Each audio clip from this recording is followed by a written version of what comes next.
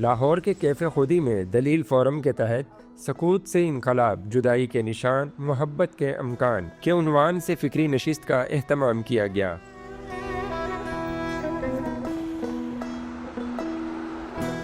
جس میں senior column نگار سجاد میر، سینئر صحافی سلمان غنی، معروف دانشور ڈاکٹر تصور اسلم بھٹا، تجزیہ نگار ڈاکٹر عاصم اللہ بخش اور مینجمنٹ ہاؤس کے CEO اعجاز نثار سمیت لاہور کے سنجیدہ علمی اور ادبی حلقوں کے افراد نے شرکت کی۔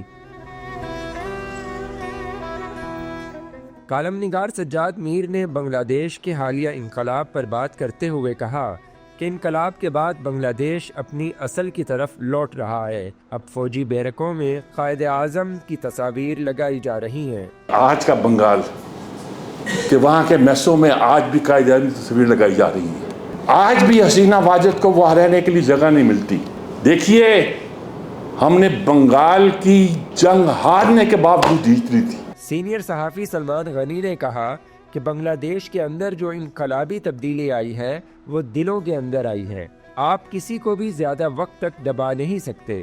کہ یہ تو بنگلہ دیش کے اندر ایک تبدیلی آئی ہے، یہ اب تبدیلیاں دنوں میں آ رہی ہیں، اور یہ کیوں کر آ رہی ہیں کہ آپ زیادہ عرصہ تک کسی کو دبا نہیں سکتے۔ معروف دانشور اور مصنف ڈاکٹر تصور اسلم بھٹا نے بنگالیوں کے ساتھ اپنی زندگی کا تجربہ بیان کیا۔ انہوں نے کہا کہ میں نے اپنی آدھی زندگی بیرون ممالک مقیم بنگالیوں کے ساتھ گزاری۔ ماضی کی نفرتوں نے ہمارے اور ان کے درمیان فاصلے بڑھائے ہیں۔ میں نے اپنی زندگی کا آدھے سے زیادہ حصہ جو ہے وہ بنگالیوں میں گزارا ہے۔ ہم نے وہ جو بنگالی تھے ان کے دلوں میں جو نفرت کے بیج بوئے تھے، بنگلہ دیش اسی دن بن گیا تھا جس دن وہ نفرت جوان ہو گئی تھی۔ تجزیہ نگار ڈاکٹر عاصم اللہ بخش نے کہا کہ سانحات سے بچنے کے لیے ہمیں پارلیمان کی بالادستی کو مقدم رکھنا ہوگا، اور یہ تب ممکن ہے جب آئین اور قانون کی پاسداری ہو۔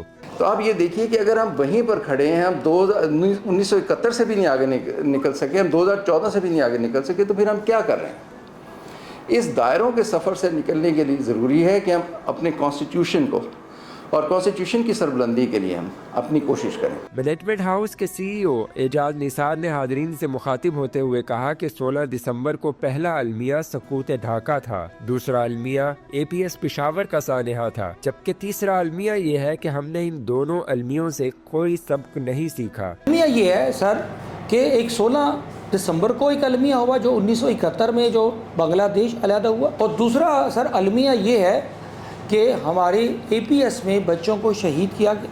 تیسرا المیہ دونوں المیوں سے بڑا ہے کہ ہم نے دونوں المیوں سے کچھ نہیں سیکھا تھا۔ تقریب کے اختتام پر سوال و جواب کا سیشن ہوا، جس میں یونیورسٹیز کے طلباء اور مختلف شعبوں سے وابستہ افراد نے مقررین سے سوال و جواب کیے۔